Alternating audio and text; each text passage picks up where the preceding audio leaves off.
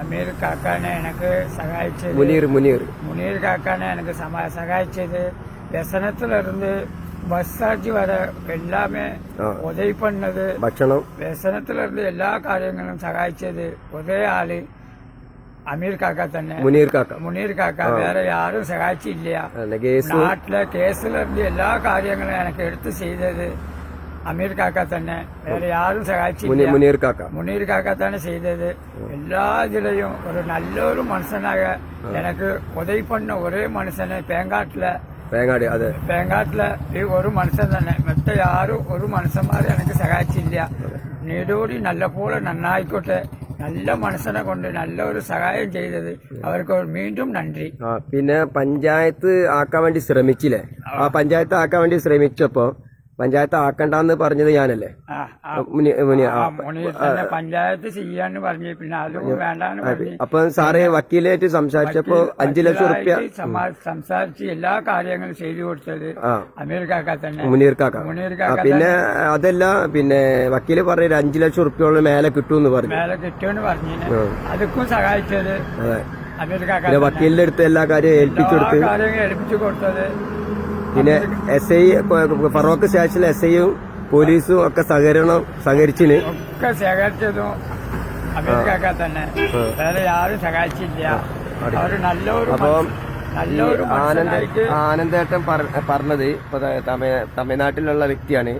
ആനന്ദേട്ടനെ ഇപ്പം പിന്നെ പെട്ടെന്ന് എനിക്കൊരാള് ഏർപ്പാടാക്കി തരികയും ഞാൻ ആ കേസ് ഏറ്റെടുത്ത് ചെയ്ത് ക്ലിയറാക്കി. അപ്പൊ ക്ലിയറാക്കി പിന്നെ ആ കാര്യങ്ങളൊക്കെ ഭംഗി പോലെ നടന്നിന്. ഈശ്വര അതിനെ അനുഗ്രഹിച്ചിന്, അള്ളാഹു താല എല്ലാം അതിനെ അനുകരിച്ചിന്. പിന്നെ ഫറോക്ക് സ്റ്റേഷനിൽ പോയി എല്ലാ ഏർപ്പാട് ഞാൻ ചെയ്തു കൊടുക്കുകയും പിന്നെ വക്കീലിനെ കണ്ട് നിമിഷങ്ങളോട് വക്കീലിനെ ഏൽപ്പിക്കുകയും വക്കീല് അതിനുള്ള നടപടി എടുക്കുകയും ഫറോക്ക് സ്റ്റേഷനിൽ SIന്റെ സഹകരിക്കുകയും ഒരു ദിവസം കൊണ്ട് എല്ലാ കാര്യങ്ങളും നിറവേറ്റി ശരിയാക്കി തന്നെ.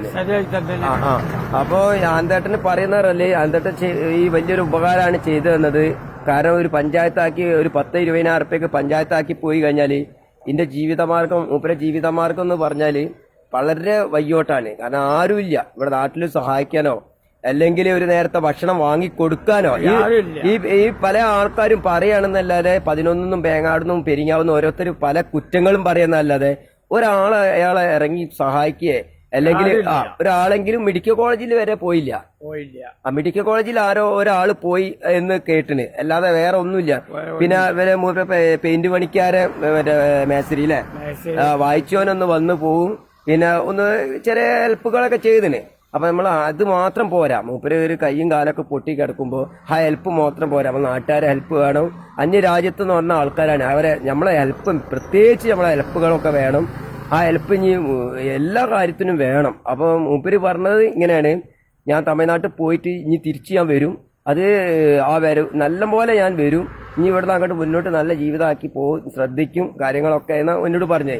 അതേപോലെ മൂപ്പർക്ക് അർഹതപ്പെട്ട പൈസ 6 ലക്ഷം റുപ്യന്റെ അടുത്തുണ്ടാവും വക്കീല് പറഞ്ഞ് അത് വാങ്ങി കൊടുക്കുകയും ചെയ്യും. മൂപ്പര് ആ കേസിന് ഹാജരാവുകയും ചെയ്യും. പിന്നെ നമ്മൾ അതിനുള്ള സാക്ഷികളൊക്കെ കണ്ടെത്തി എല്ലാ സാക്ഷികളൊക്കെ ഒപ്പിട്ട് എല്ലാം ക്ലിയർ ചെയ്ത്.